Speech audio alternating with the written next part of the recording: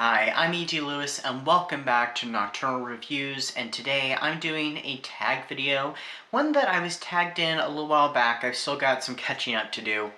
And this one is the Rock On Country Songs book tag, which was created by Nicole at Nicole's Bookish Nook. I almost messed that up, I'm so sorry.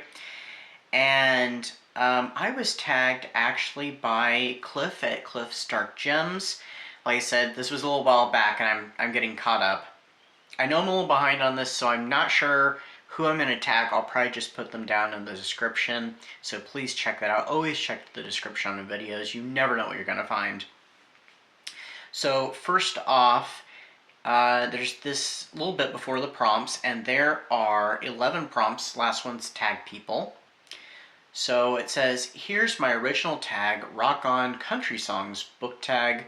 Note, you do not need to know these musicians or listen to rock or country to do this book tag. And let me just say this, when I heard these prompts and stuff, there was a few instances I'm like, ooh, I know what I could say for that one. So some of these I may have to stop and think about. Some of these I'll know right off the top of my head. And there might be a few that I may have to stretch the interpretation of to make it work, and a few I may not have answers for, but I will do my best. So prompt number 1 is A Boy Named Sue by Johnny Cash, a fiction or nonfiction book about a boy who had a tough life. I'm going to go with, this was one I knew pretty soon anyway, I'm going to go with The Vampire Lestat. Not my original choice, but after thinking on it more, this one was pretty easy, because Lestat has kind of a rough childhood and stuff before he becomes a vampire, and even after he becomes a vampire, he still has it rough. And yeah, you can understand some of the reasons why he acts the way he does, but The Vampire Lestat by Anne Rice is my first answer. 2. Bat Out of Hell by Meatloaf, a book that made you laugh when you were an angsty teenager.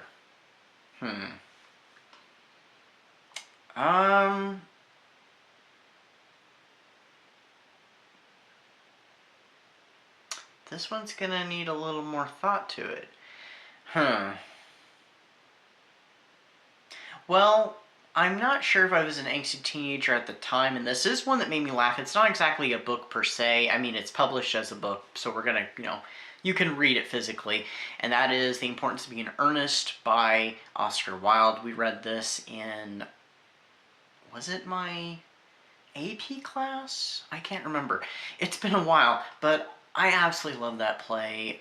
I've seen a couple adaptations of it, but I think it's just absolutely hilarious, and it has a lot of interesting things to say on the topic of marriage and how society treats marriage versus the realities of it. It's just a fun play. It has interesting things to say, and we read, yes, it had to be in my AP because we read Pride and Prejudice as kind of a comparison of how they both address and treat marriage. So, an interesting topic.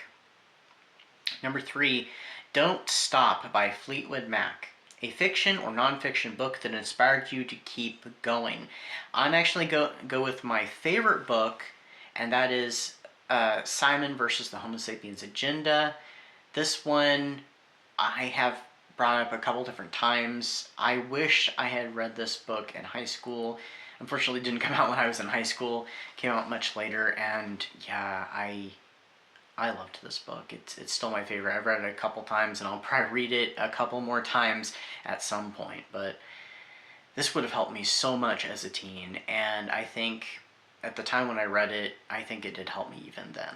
So, 4, I Kinda Don't Care by Justin Moore. I almost messed that one up. A genre you kinda don't care about.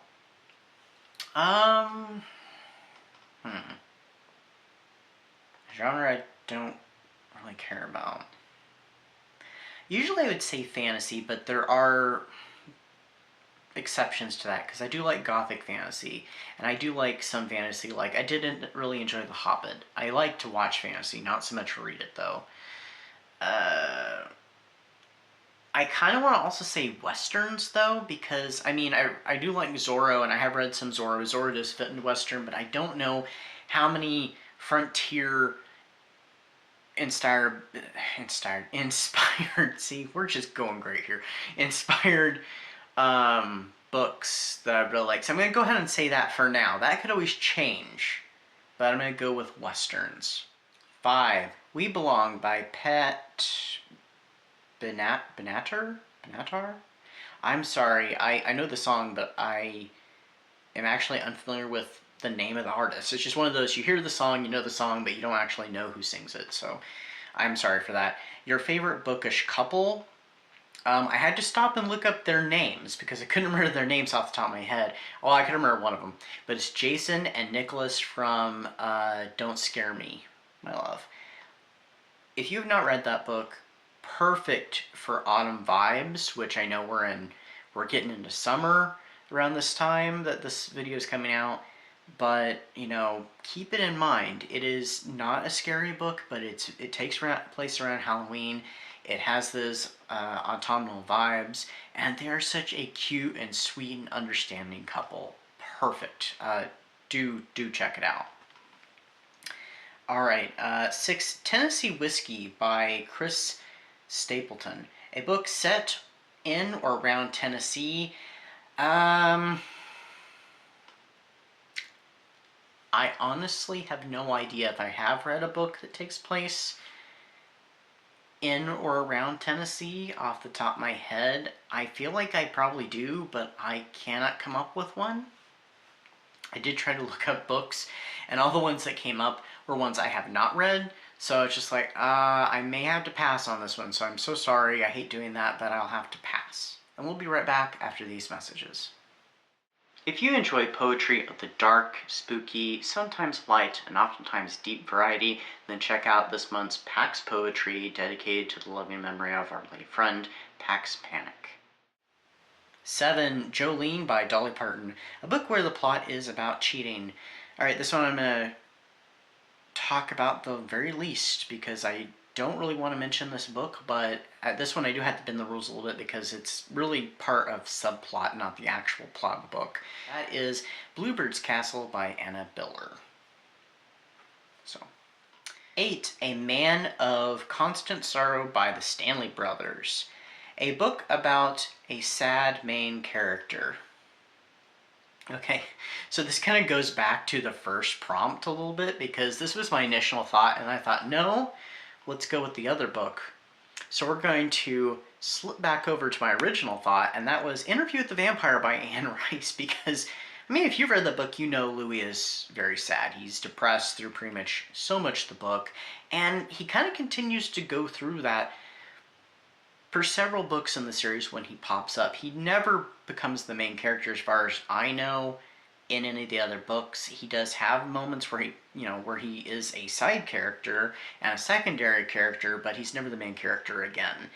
And yeah, I think it works very much that, because he is a sad character. He has so much loss in his life and his unlife, if you want to call it that too. So 9, Fancy by Reba McEntire, a fiction or nonfiction book about a woman who moved up in the world. So this one,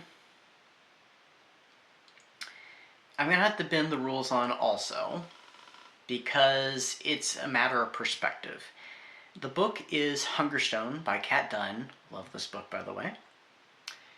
And it's about Lenore. It's a retelling of Carmilla, reimagining retelling, but moved up a few decades, but still in the, the Victorian era. Lenore is living her life, and things are not ideal.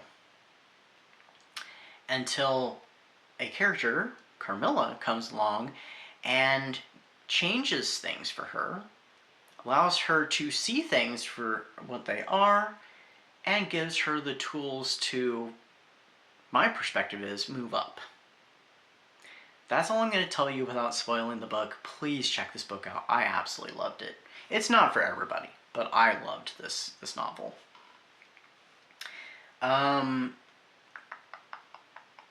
That was 9, 10. Low Rider by War. A fiction or nonfiction book about cars or about a road trip. This one I had an instant thought on, and that is The Bride of Warren by Joseph Hood. I have talked about this book numerous times. Actually, I've talked about this trilogy numerous times. But this is the second book by Joseph Hood. It is about a road trip. It's about a man who finds out he didn't know his wife as well as he thought, and someone from her past comes in to wreak havoc, and he ends up going up on a road trip with an unexpected companion. So that's all I'm going to tell you about it. It is a wild ride. It has some very interesting revelations. It has some humor to it. It has some rather tough moments to it, but yeah, check it out. All of Joseph Hood's books are good, by the way, but definitely check out The Bride of Warren if you're looking for a good road trip book, and it's not very long either. And number 11 is to tag people, which I will tag people down below. I'm a little late to the game on this one, imagine that, so I'll tag those in it that I think maybe haven't done this one. I'm not entirely sure, but we'll see what happens. If you see this video and you're interested in doing this tag, please feel free to do it. And if you've already done this tag and I tag you, it's okay. Anyway, I hope everybody is having a great June so far and a great Pride Month, and I am gearing up for my upcoming event, which is happening very soon at this point. On the 21st, on the first day of summer, Summer Spooks kicks off, and yeah, it's going to be fun. It's a 2-week event. You don't have to do both weeks. I will put the link to my video, my announcement, in the description. Like I said, you don't have to do both weeks. You can do 1 or 2 or both. And there's only 4 prompts. 3 of them are reading prompts. You can also use them for inspiration. You can combine prompts, and there is a watch prompt. All the prompts are optional. It's just for fun, for a bit of spookiness in summer. Anyway, that's what I've got for you. Stay safe, stay spooky, and namaste.